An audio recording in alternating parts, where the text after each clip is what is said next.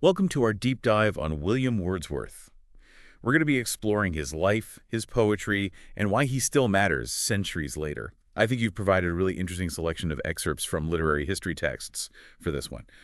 So let's see what we can uncover. Yeah, it's intriguing how often critics highlight the connection between Wordsworth's life experiences and the themes that, permeate his poetry. Right, like his childhood in England's Lake District. I mean, that landscape obviously played a huge role. Mm. But I'm kind of curious about how those early idyllic impressions were affected by the loss of both his parents. It's a fascinating paradox, isn't it? You see this tension between joy and sorrow kind of woven throughout his work. Yeah. Take Tintern Abbey, for example. He revisits the Wye Valley after 5 years and reflects on how his relationship with nature has matured. The landscape evokes a sense of peace and tranquility, yet there's also this undercurrent of melancholy, a recognition of the fleeting nature of time and the inevitability of loss. Right. And that makes me think about how Wordsworth was deeply affected by the French Revolution, a period of immense hope, followed by, well, such disillusionment. Did his evolving views on the revolution impact his writing directly? Absolutely. You can trace his changing perspective in poems like The Prelude, his autobiographical masterpiece. Initially, he was swept up in the ideals of liberty and equality, but as the revolution descended into violence, his enthusiasm waned, replaced by a more nuanced understanding of human nature and the complexities of societal change. So it wasn't just about external events. It was about how those events forced him to confront deeper truths about himself and humanity. Precisely. And this introspective quality, this exploration of the inner life, becomes a hallmark of his poetry. He wasn't just observing the world, he was using those observations as a springboard for philosophical and spiritual reflection. Oh, that's interesting. Yeah. Speaking of reflection, Wordsworth's development as a poet is often categorized into distinct stages. Is that just a convenient framework for scholars, or do these stages actually reveal something deeper about his evolution? I think they offer real insight into how his creative process and his relationship with nature matured over time. In the first stage, that childhood immersion in the Lake District, we see a kind of unconscious absorption of sensory impressions.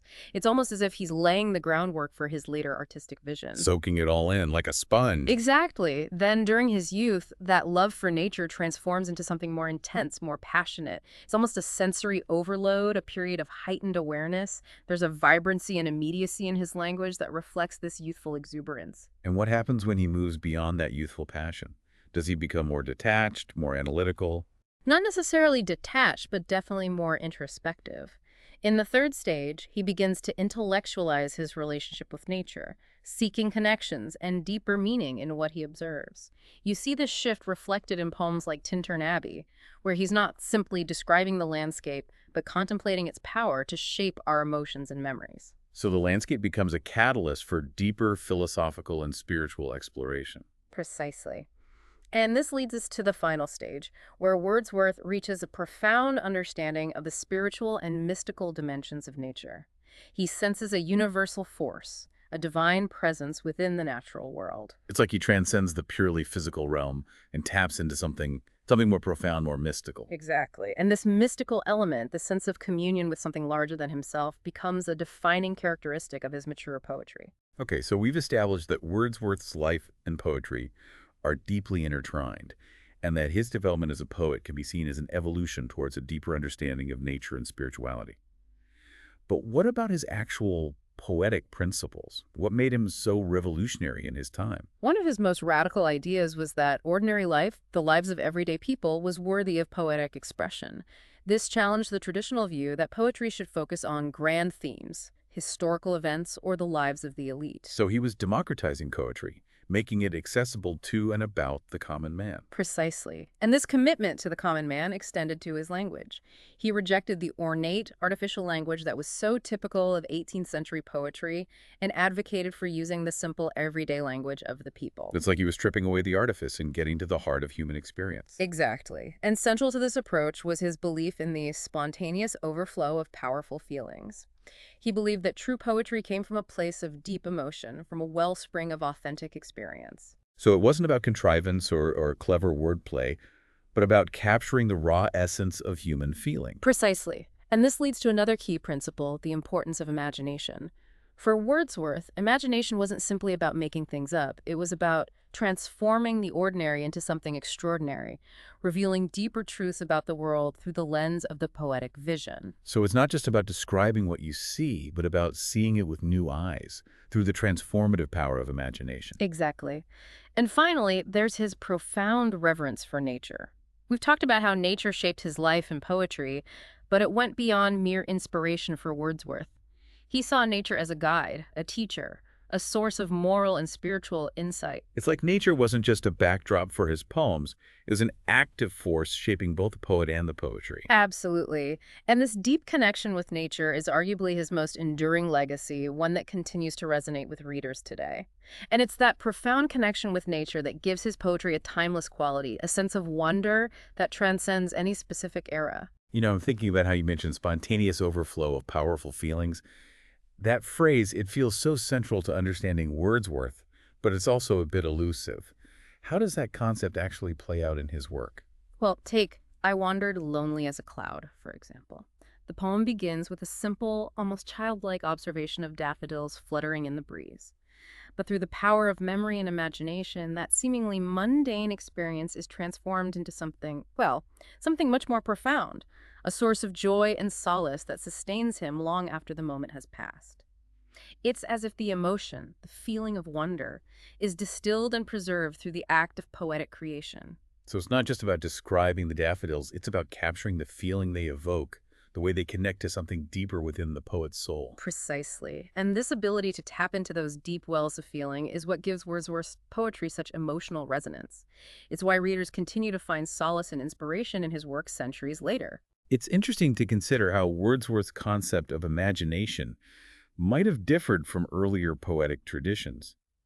It seems like for him, imagination wasn't just about embellishment or fantasy. It was a tool for uncovering deeper truths. That's a crucial distinction. For Wordsworth, imagination was a way of seeing beyond the surface of things, of penetrating the veil of the ordinary to reveal the extraordinary.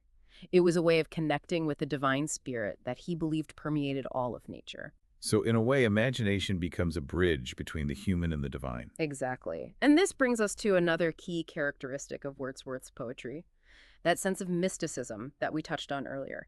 He saw the natural world as infused with a spiritual presence, a force that transcended the purely material realm. It's like he's inviting us to see nature not just with our eyes, but with our hearts and souls. Precisely.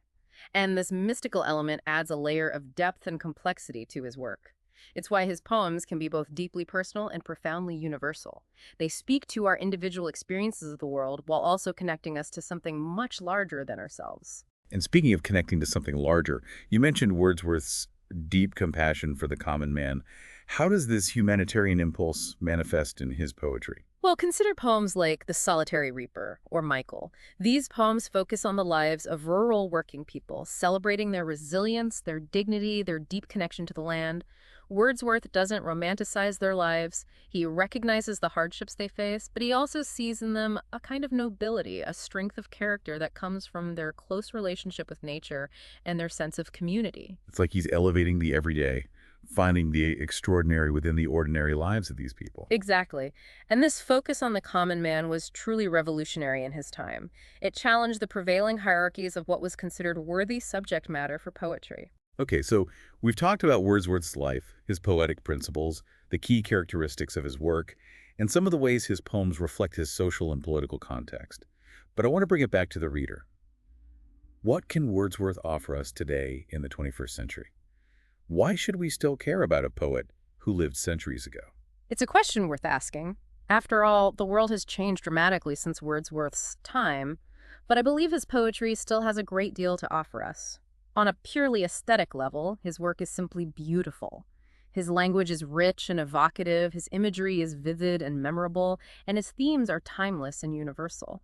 Reading his work can be a deeply moving and enriching experience. It's like stepping outside the frantic pace of modern life and taking a deep breath of fresh air. Exactly. But Wordsworth's poetry offers more than just aesthetic pleasure.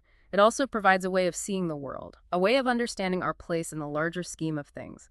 His poems invite us to slow down, to pay attention, to appreciate the small things, to connect with nature, and to find meaning and purpose in our lives. It almost feels like a form of mindfulness practice, a way of reconnecting with ourselves and the world around us. That's a great analogy. And in a world that's increasingly fast-paced, technology-driven, and disconnected from nature, I think Wordsworth's poetry offers a much-needed antidote. So it's not about escaping the modern world, but about finding a way to live more mindfully and authentically within it. Precisely. Wordsworth's poetry offers us a path towards a more balanced and fulfilling way of life, one that recognizes the importance of both the inner and outer world, the human and the natural, the material and the spiritual. I think that's a message that resonates deeply, especially in our current times. But I'm curious, if Wordsworth were alive today, walking among us in our modern world, what do you think he'd say? What aspects of modern life might he celebrate and what might he critique? It's an intriguing thought experiment, isn't it? I imagine he'd be both heartened and dismayed by what he saw. On the one hand, he'd likely be appalled by the destruction of the natural world, the relentless pace of modern life, and the ways technology can isolate us from one another and from ourselves. It's like he'd see all the ways we've strayed from that simple, natural way of life he so cherished. Yes, I think he would have strong feelings about the environmental crisis we're facing. However, I also believe he would be deeply moved by the efforts of those working to protect the environment, to build more sustainable communities, and to foster a greater sense of connection and compassion in the world. So he'd see glimmers of hope amidst the challenges. Absolutely. He'd remind us that the human spirit is capable of great things, that even in the darkest of times, there's always the possibility of renewal and transformation. It's a powerful message, one that we all need to hear. But where do we even begin? How can we apply Wordsworth's wisdom to our own lives today? Well, I think one of the most important things is to cultivate a sense of awareness, to pay attention to the world around us and within us.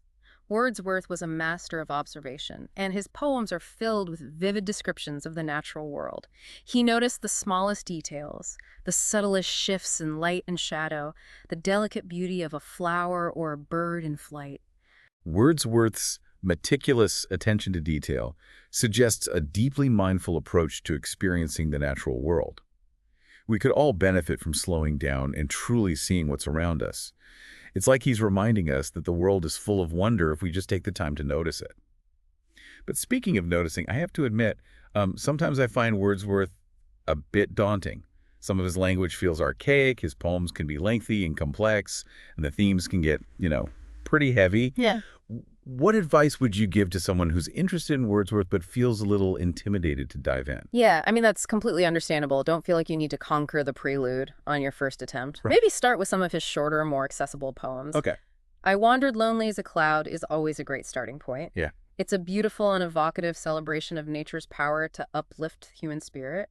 Or try Tintern Abbey, which is a bit longer, but still quite accessible. Okay. It's a powerful meditation on memory, nature, and the transformative power of time. So start small, build up your Wordsworth stamina, and then tackle the more challenging works. Exactly. And don't be afraid to read aloud. Wordsworth's poetry was meant to be heard. Reading it aloud can help you appreciate the rhythm and music of his language. You might even want to listen to recordings of his poems being read by professional actors. That can be a really helpful way to get a feel for the tone and cadence of his work. It's like bringing his words to life, letting them resonate in our own voices and hearts. Precisely. And most importantly, don't get discouraged if you don't understand everything on the first read. Wordsworth's a poet who rewards rereading. The more time you spend with his work, the more layers of meaning you'll uncover, and the more deeply you'll appreciate his genius. It becomes like an ongoing conversation between the reader and the poet, Yeah. across time and space. Beautifully put. And that's the beauty of great literature. It never ceases to challenge us, to inspire us, to expand our understanding of ourselves and the world. It seems like Wordsworth's message is more relevant now than ever. In a world that often feels fractured and chaotic, he reminds us of the beauty and healing power of nature, the importance of cultivating a sense of wonder, and the enduring strength of the human spirit. He invites us to slow down, to pay attention, to connect with something larger than ourselves, and to find meaning and purpose in our lives. Well, those are certainly lessons worth carrying with us. So, to our listener, we encourage you to explore Wordsworth's work firsthand. Let his words wash over you, transport you to another time and place, and awaken within you that sense of wonder and possibility that lies at the heart of the human experience. Happy reading.